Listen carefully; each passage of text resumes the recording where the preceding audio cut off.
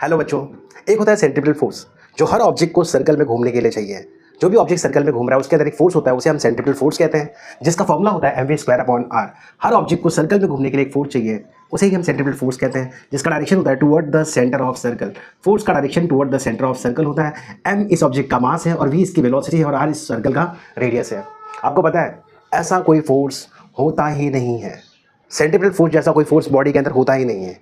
कोई दूसरा फोर्स होता है toward the centre of circle जो बन जाता है सेंट्रीपिटल फोर्स। फॉर एग्जांपल, मान लो ये है सन और ये है अर्थ। सन अर्थ के अराउंड रिवॉल्व कर रहा है। सन का मास m1, अर्थ का मास m2, इनके बीच का डिस्टेंस है r। सन और अर्थ के बीच में एक फोर्स है, उसे ग्रेविटेशनल फोर्स कहते हैं।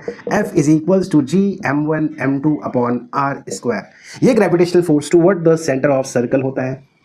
यहाँ पे कोई और फोर्स नहीं है, जो force toward the centre of circle है दैट इज ग्रेविटेशन फोर्स, और यही बन जाएगा centripetal force g m1 m2 upon r²। Gravitation force ही बन जाता है सेंट्रीपिटल फोर्स। मान लो ये है न्यूक्लियस।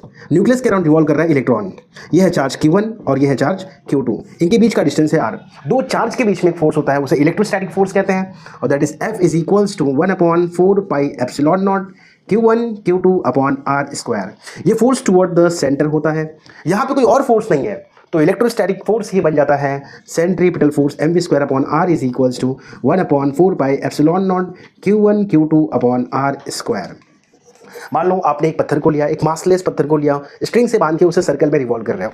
स्ट्रिंग से बांध के उसे सर्कल में रिवॉल्व कर रहे हो। ये स्टोन है, एक स्ट्रिंग के अंदर एक फोर्स होता है, उसे टेंशन कहते हैं, और टुवर्ड द सेंटर होता है वो। यहाँ पे कोई और फोर्स नहीं है, तो टेंशन ही बन जाता है सेंट्रीपिटल फोर्स।